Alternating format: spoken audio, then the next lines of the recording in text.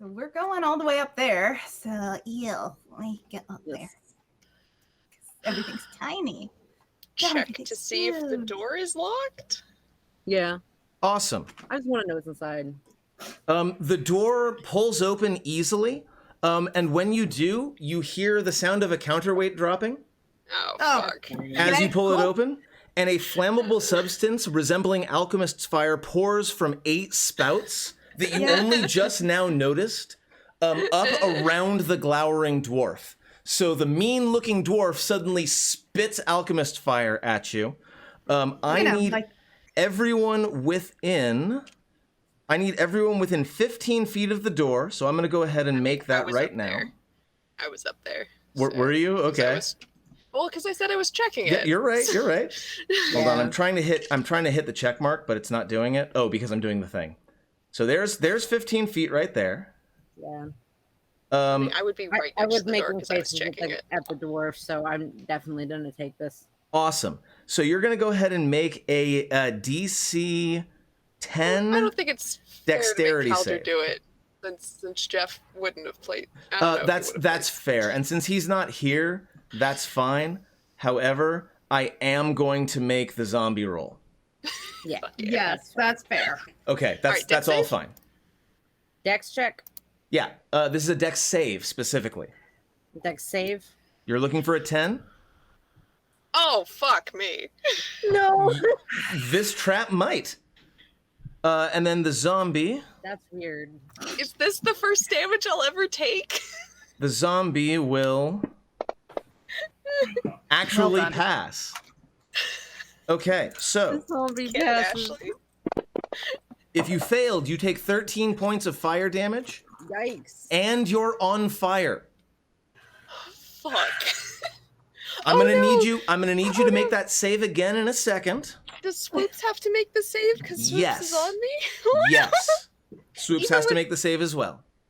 Well, do you save to half or save to none? You save to half, but familiars get the ability to save to none, I think. No. No, they don't? They don't, but he does have the... How long does the temp HP last? You've dismissed him since he got the temp HP. Yeah. Yeah, but he's still the same person. Maybe. I mean, if you get banished into a demiplane, you still have all your buffs on you. Okay, I'm willing to go with it for now. I'm not sure. Summoning a new familiar. That's a different ability. There's no such thing as summoning a new familiar. Your familiar is your familiar. You just get to change its form. But I think keeping the 5 temporary HP is not going to be game breaking. So yes, he does keep his HP. So he's going to need to make the save. And if he makes it, it actually doesn't matter because half damage is still 6. Oh, but he takes none, or does he? No, he dies. So he piffs out of existence. He's gone. We've got Jeff back. Yes, excellent, Welcome back, wonderful. Jeff. Welcome back. And I take 7 wounds, and my ward is gone. Should be happy, Jeff. You're not on fire. Is that half rounded down or half rounded up? It's always rounded down. Okay. As far as I know, everything in D&D is always rounded down if it's half. Unless it explicitly states otherwise. Yeah. And you, Charlotte specifically, you are on fire. On your next turn, you're going to have to make the dex save again or take the damage again. But Lore and the zombie are able to avoid being set on fire, but they still take half damage. So Lore, you take 6. I did that already. What? Good. Jeff, are you with us? Because I see that you're here, but I can't tell if you're here. I can hear you guys, but I still have no idea what the hell happened in my absence. I don't know either. I can hear you now. What happened in your absence was a trap got triggered. And Charlotte's on fire. Charlotte is covered in alchemist fire and like not having a great time. Lore managed to sidestep the worst of it, but is still like putting out fires. The spouts kind of came out of the eyes and mouth of this glowering dwarf that was a statue near the door. But Lore, you were far enough away, or not Lore, Calder, you were far enough away to where you didn't have to make the save, so you're fine. But yeah, they triggered a trap while you were gone. We're so good at this. Next round, is somebody doing something to... This isn't like rounds, because there aren't any things left. Go ahead. I don't know what happened. My connection abruptly went from Hold on. very good to crap, so I can't hear... Well, can you guys hear me? I can hear you just fine, yes. Jeff started. Okay. Who's on fire? Charlotte. Okay. Whose turn is it? At the moment, we're kind of out of rounds, so if you have a thing you want to do, just let me know and we'll make it happen. Control flame to turn the fire off. You are indeed. Once, like, Calder takes a few steps back, because this is Alchemist's fire. Like, this is like big stuff. This is essentially napalm. But you are able, yes, with control fire, you're able to look at Charlotte and go, why did you, you're on, okay, we're going to go ahead and put that out now. Calder, you are able to do so. I am going to say that you, Charlotte, don't have to make another save throw for extra damage. Yeah, but things don't look great, and they don't smell great. Like it's not just that this is like flaming oil that just got dumped on you, but this is like rancid flaming oil that just got dumped on you. It is just absolutely possibly the worst smell that you've ever smelled. And it sticks and it clings. Guys, Swoops is dead. He was on me and he caught fire. I have to spend an hour to get him back. Oop, that's not what I meant. Although I guess it doesn't really matter at the moment, because I don't think we're going to do any more combat. I think we're going to be in a good place here. My condolences. What's inside the room, though? Inside the room up there, yes, indeed. Let me get in there. There should be a parcel up here somewhere. I'll navigate around the fire that's on the ground and I just want to look in the room. Okay. The spouts on the wall, blah, blah, blah, blah, blah. Inspecting the small room behind the door reveals the full extent of the trap's counterweight mechanism, as well as a system of pipes that connect the spouts to two 20-gallon copper drums containing the substance for the fire traps. It's literally they're not actually empty. Not quite. You figure that this trap could probably be triggered at least once more. I'm gonna lean back out and go, hey Calder, do you have any empty bottles from your flame breath? I will pass the empty bottle from my... Gathering this stuff in a way that is going to make it useful is going to require the use of alchemist's tools. From the flame potion. Simply grabbing some of this stuff isn't going to work because it's a mixture of chemicals that makes the flame. But if anyone has an alchemist kit and they are proficient in that, you could probably harvest an alchemist fire or two from this. But without the knowledge, you would probably blow yourself up trying, which I'm totally okay with.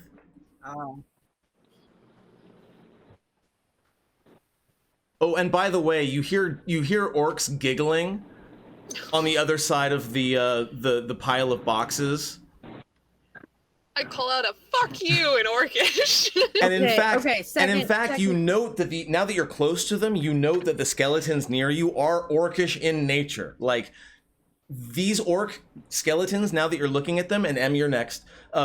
They have like axe heads next to them, but now that you're really looking close, the wooden axe hafts have been totally burned away.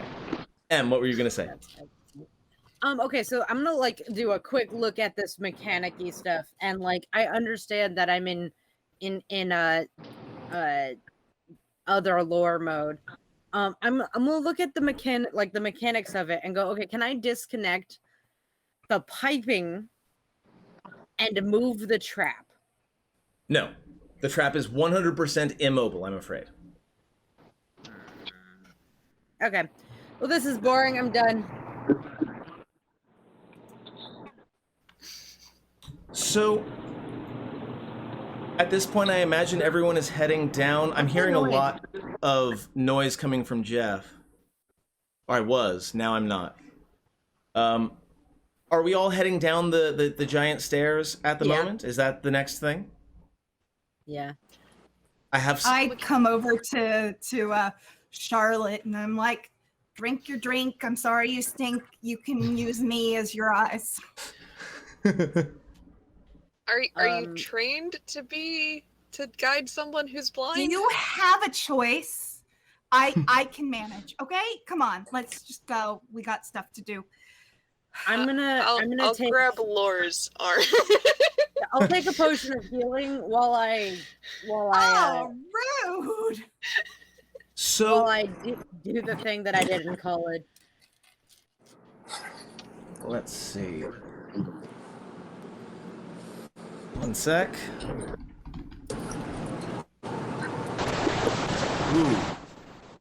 Jeff, everything okay over there? It sounds like you're driving almost. No, I'm not driving. I'm near my AC unit because I'm in Phoenix. Yeah, for some reason your audio quality has completely deteriorated. I don't know what's going on. For whatever reason, my phone is not talking to my Bluetooth, which was the problem with me connecting, apparently. Got it. So I'll be muting myself in between bouts of talking. So no worries. We're coming up on the end anyway. The stairway twists and turns a long way downward. The floor has been cut into hundreds of shallow steps, but the walls and the ceiling are still natural rock. About 60 feet down, a rushing stream spills from a narrow crack to the south and crosses the stairway, disappearing into a narrow winding tunnel to the north. The rill is only 2 or 3 feet wide. I'm going to drop, I did not mean to close that. I'm going to drop a quick map for you of where you are right now. That's a stir. And you find yourself in a very large cavernous area that is entirely dark if you don't have your own. I haven't put you in there yet, so you can't see it yet. Okay. That is entirely what's the word? Dark. You can't see any further unless you have dark vision, which most of you do. But those of you who are straight up human are going to need a light source as you are heading down. The stairs themselves, you can trail a hand along the side, but I will need to know, are you actually bringing a torch or some sort of light source down here with you? It wouldn't help me anyway. That's fair. I am currently dropping you all in this map, and then I'm going to share it so that you can at least see, even though I'm not going to let you do a whole lot of stuff right now because we're coming up on the end. But I would like to, before we head down the stairs, she would cast mage armor on herself. Gotcha. Yeah. So as you can see, you come down the stairs, and there is a stream that is moving north to south. Yeah? And you're in kind of this cavernous room, again, totally pitch black. And the stream, both to the north and south, go through kind of low, openings. So theoretically, if you wanted to wade, there are exits to the north and south through the stream. But also, if you look to the east, there is a northeast and a southeast entrance. Okay. And the cavern itself winds its way around and then ends. So Clarion, you should be able to see the end of the cavern right now. Mm-hmm. So the west part ends, and at the moment, as far as you can tell, everything is peaceful. At this exact particular instant when you come down, everything is peaceful. That might change, depending on whether or not you're bringing a light source. Well, we don't really have a need for one. No, does everyone have dark vision? Does everyone have the ability to see in the dark? Or is blind. Yeah. Yeah. And the one that can't see. Excellent. So. No, that's good. So you managed to. So you come down without any light source. Everything remains nice and easy. Is there any bioluminescence down here? Not in this area, no. In this particular cavern, it is pitch black. And that, with 15 minutes left of the session time, is where we're going to go ahead and end it.